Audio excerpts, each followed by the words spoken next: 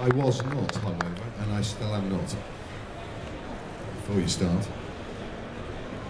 Look at you. Look at you. You look hungover. Do I look hungover? You must be hungover. You've put purple shoes on. I've made Camera? I've made a bad fashion choice. My shirt's horrific. I don't know where I got that one from. I've obviously got slightly effeminate pink. Yeah. Purple. How are you, mate? All right? I'm very good, thank you. I'm very good. Quick recap on 2011. Championship got away, but you were still in the fight till the end, and you won the most races. So good job done. Yeah, you know, a frustrating year for lots of reasons, but still a very rewarding year.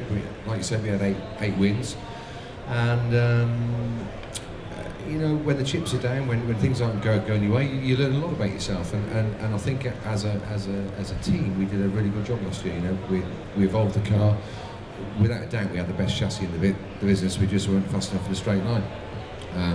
So yeah, the pain of not winning is gone now. We know onward and upwards, but a good year.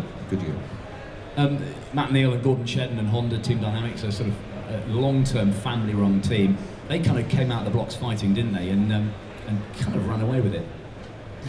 Yeah, they made the right choice to go to put a turbo engine in the car, and that served them well. Yeah, frustrated to see them, disappear on the straights. But you've got to win the thing, and they won it well. So congratulations to Matt and also to Honda. You've been in the BTCC for 15, 16 years now. You've won more races in it than anyone else ever.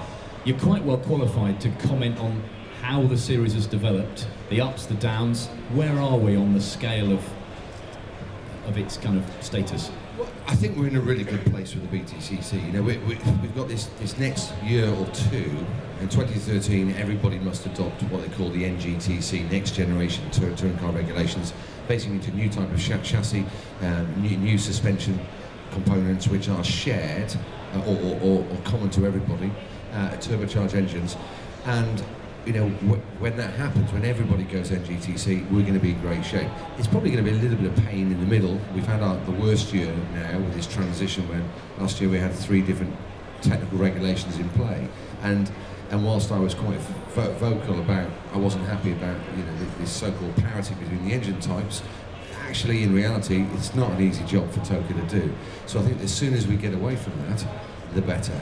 And I think this year most of the front-running cars will be running to NGTC full regulation. So I think we're in a great shape. The championship TV packages is unrivaled. It's still really entertaining. The spectator numbers were up, as were the viewing figures. So I think we're in a good shape. And also these new regulations will make that cost of entry a lot lower.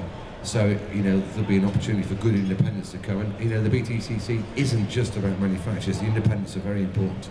Those days are gone, aren't they? Of the big manufacturers spending 5-6 million quid a year. Yeah, I think so. They're certainly not around now, but it's going to change. But a budget to run a world-class, first-class effort in BTCC is millions. It's probably not 5, but it's probably 3.5, 4. To do it really properly. So still, big money being spent. I like the idea of the parity underneath the car, where they're all the same, but the bodies look different. So you don't get it looking like a one-make championship, and the badges can all be different. And that must remain, because that's one of the key things with BTCC. Everybody gets very passionate about their brand that they follow. So for manufacturers to have brand identity is exactly what it's about. What's underneath the car is really irrelevant, I think, as long as the racing's good. And I think the new regulations, the cars look better. They've got side exit exhausts, some flames, and they're a bit beefy. And yeah. Talking of beefy and side exit exhausts and flames and right. Where are you going with this? Do you fancy one of these?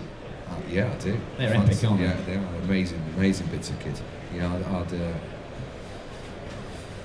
yeah, that gets me tail in. Yeah, that does. It's a proper bit of kit. Nice. Has everybody read Autosport this week? everybody's seen this week's copy. Have you seen the extraordinary feature about this man in there? If you haven't, you must get hold of a copy. It's brilliant.